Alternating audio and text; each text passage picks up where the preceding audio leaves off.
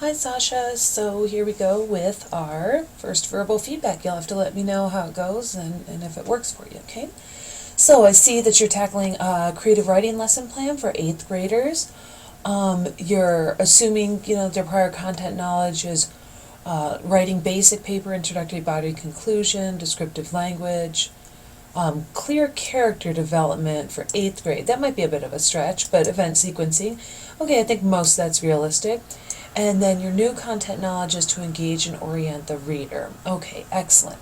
So I appreciate the fact that you dug down through the standards into the evidence outcomes.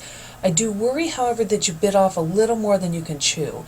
In one lesson plan, to teach the kids this skill, engage and orient the reader by establishing context, and this skill, using narrative techniques such as dialogue, and this skill with a variety of transition words, and this skill with precise words and phrases, that seems like a lot to tackle for one lesson, especially seeing as how, right, so we've got a 90-minute lesson, and you would need to review, prior content knowledge, contextualize the information, model, guide, and independent practice. So I would recommend one, maybe two of these evidence outcomes to tackle in a single lesson plan. So that way you get each one deeply, okay? All right, I hope that makes sense. So your essential question, what is creativity and why is it important for the individual and the culture? That's a great question. I think that engages the kids. I think it gets them thinking. I hope to actually see that question in your lesson plan. Excellent.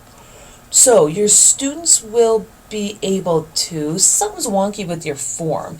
This form should be split right down the middle here. And on the left, we should have students will understand, and on the right, students will be able to. So that one is conceptual and the other on this side is going to be objective and measurable, okay? So, let's see. Create a story with strong and supporting descriptive details and prove it by highlighting all the descriptive language. Okay, we want to scale this back and make it very succinct and very measurable. This is well aligned, and so that's really good. But at the end of the lesson, will the kids know for sure whether they met this objective or not? When you use words like strong and supporting descriptive details, see, those leave a lot of subjectivity, right? And especially when you say to prove it by highlighting descriptive language. Are you getting at word choice here?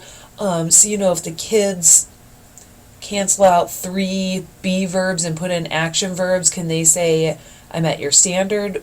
Well, I don't really think that's what you're going for, right? Think of Doug Lemov's double planning concept, right? Be the 8th grade student, walk into the classroom, sit down. You see this on the board, okay?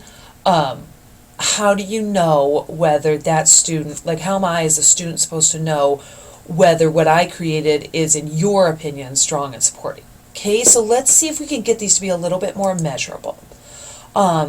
Next, you have how to use dialogue properly within the story and prove it by turning in a final paper that has correct dialogue in it. Now, that is a unit objective, all right? Because you have final paper right here, that's a summative assessment and that's a unit objective. That's not going to be objective for this specific lesson plan. This specific lesson plan, this 90 minutes right here, at least I assume you're not having them write the full paper in 90 minutes. How to do correct dialogue, because you're going to be introducing and scaffolding this, maybe it's a worksheet or it's note-taking or it's, 3 attempts with sentences and it's an exit ticket kind of a thing, okay? Here's your students will understand, okay. I don't know what happened with your form, but I see it, okay. Students will understand what a standard story is composed of and the ways in which a story can captivate its reader. Now those work because those can be a little bit more abstract, hence the word understanding. Okay, all right, moving on. Formative assessment, verbally asking students to reflect on what makes proper dialogue interesting. Discussing elements of a story in order to gauge students' understanding, that one works. I am not quite sure what you mean by proper dialogue, so I'll keep reading and see if I can find it.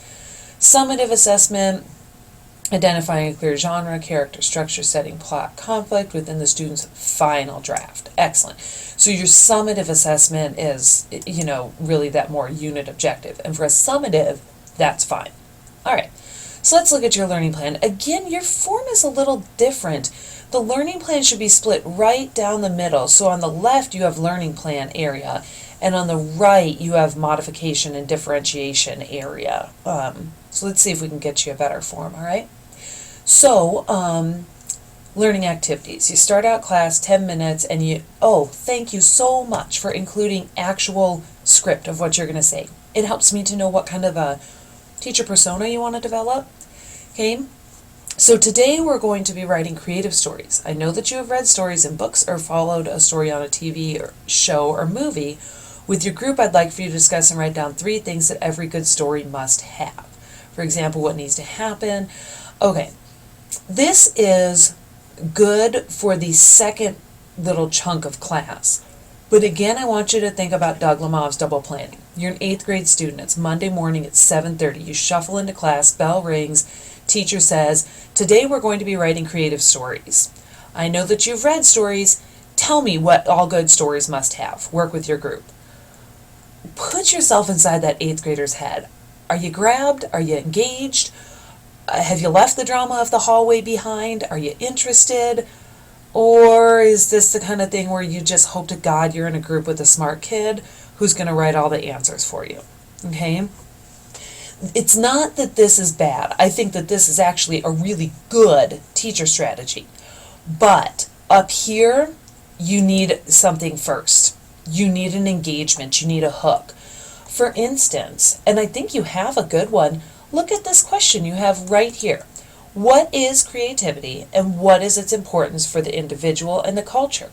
Now that's a question that can get their juices flowing, right? What does it mean to be creative? Is that important to you? Is it important to people that you know?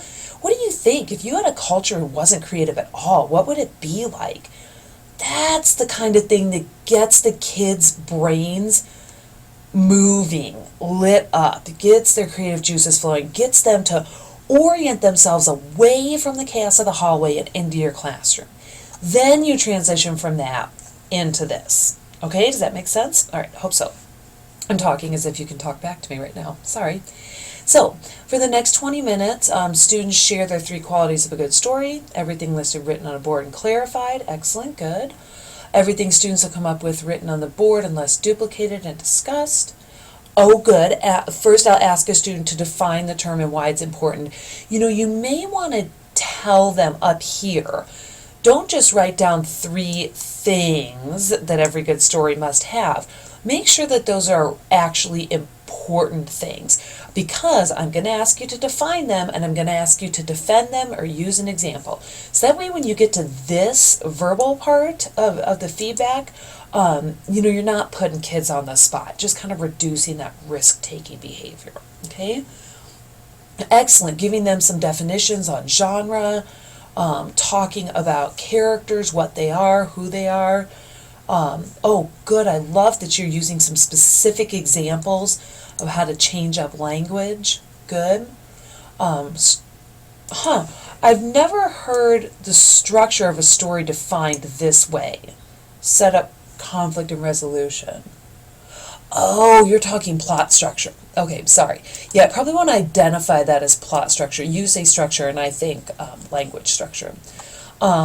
Setting, not only event where the story takes place, but time also.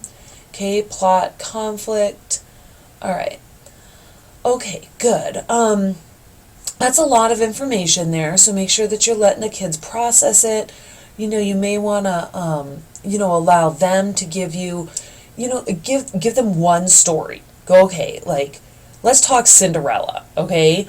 What's the genre? Who are the characters? What's the plot structure? What's the setting? What's the conflict? How do you know? Prove that to me.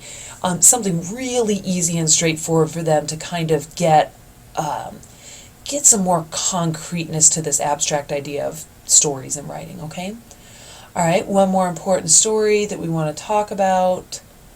Oh, quotation marks. Okay, all right.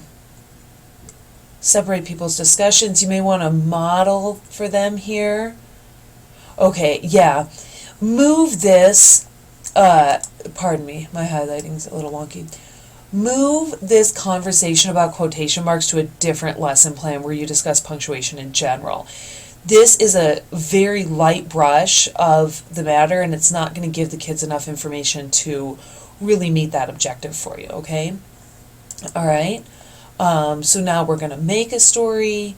Oh, cool. Give them some pictures to start with. Excellent. Nice. I like that, so that they're not wandering around in their brains thinking of topics, okay? Now this is interesting. I feel like this is an activity. Here's what I mean by that. You give them a picture, and then you go, okay, main character's name, other character's name, main character's personality, favorite thing to do, main character's job. All you're doing is asking them to generate ideas and blop them down on a page. Instead of really meeting, sorry while I scroll just a minute, this objective up here. Hold on, right here, okay? Engaging and orienting a reader by establishing a context and introducing a narrator, right? Think about how we tackled this in class the other day. It's not telling them, choose a character, choose a setting, right? It's teaching them how to do these things effectively by showing them effective models, by breaking those models down for them, by giving them some structuring and some scaffolding, okay? Sorry while I scroll. I'm going to get back down here, okay? And then you have here, before you start writing, I'm going to give you a note. Suppose your main character came upon this note in the setting of the picture. Ooh, I like this. That's intriguing. That's great for 8th graders. I love that. How will this note affect their lives? What will they do? Excellent. So you're going to help them understand the conflict. Okay, great. So these are great idea. This is a great lesson plan for helping the kids generate ideas. But here's what I want you to ask yourself. After having the kids generate all these ideas, what do you think their openings are going to look like? Are they really going to be writing effective, engaging starts? And if they do that, are they doing that because you handed them their conflict? And then when it comes to the standardized test and they have, or even your formal assessment, summative assessment, pardon me, are they going to be able to do this on their own, or did they do this because you handed them stuff, okay?